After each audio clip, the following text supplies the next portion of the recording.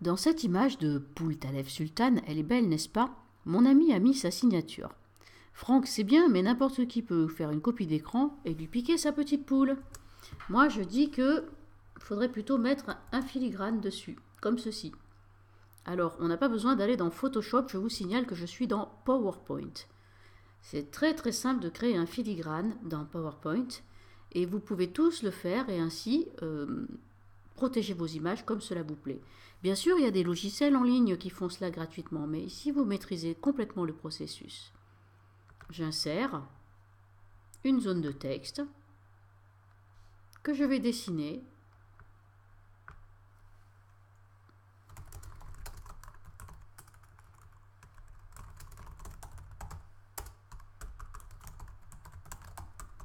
Je fais un peu ma pub au passage si vous voulez une formation en création de site, on ne sait jamais. Voici que je vais dans l'onglet format. Quand vous cliquez sur un objet, vous avez toujours un onglet qui correspond à la nature de cet objet. Donc l'onglet format de ma zone de texte. Dans ma zone de texte, je vais prendre des styles rapides comme celui-ci. Évidemment, c'est énorme. Au niveau du contraste, je vais dans l'accueil pour augmenter la taille des caractères. On n'y va pas avec le dos de la cuillère quand on fait un filigrane. Bien sûr, c'est trop gros. On va bien le mettre sur la tête de la poule, que personne ne puisse la prendre. Mais pour l'instant, je ne peux pas publier une chose pareille. Toujours dans l'onglet format, dans les styles d'objets WordArt, notez qu'il y a ce qu'on appelle le lanceur de boîte de dialogue, le petit angle dans le coin du groupe. Je clique dessus. Je vais pousser ma zone de format. Vous allez voir que le contour du texte a un curseur de transparence.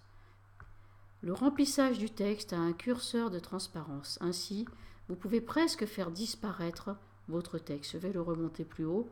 Vous voyez, selon la transparence que vous choisissez, c'est plus ou moins important. D'accord? Bien, lorsque vous avez atteint le filigrane nécessaire, à votre goût, vous cliquez sur Fermer. Pour verrouiller le tout, je laisse cliquer cette zone de texte. Je tiens la touche CTRL. Je clique dans l'autre filigrane, je peux en mettre plusieurs, ainsi que dans la signature si j'en ai mis une. Je clique sur l'image. Tout le monde est attrapé? Clic droit en plein milieu de la photo, grouper, grouper. Maintenant, tout cet ensemble ne fait qu'une seule et même image. Clic droit sur l'ensemble, enregistrer en tant qu'image.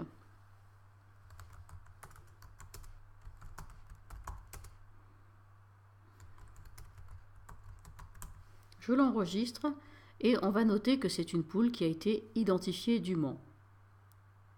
C'est fait, je viens de créer une image avec filigrane. Et je vous signale au passage que dans le format de l'image qui est ici, vous pouvez compresser les images de moitié avant d'avoir fait cette manœuvre. C'est très efficace, vous perdez la moitié du poids.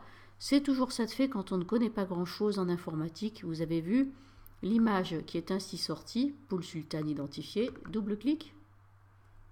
La voilà.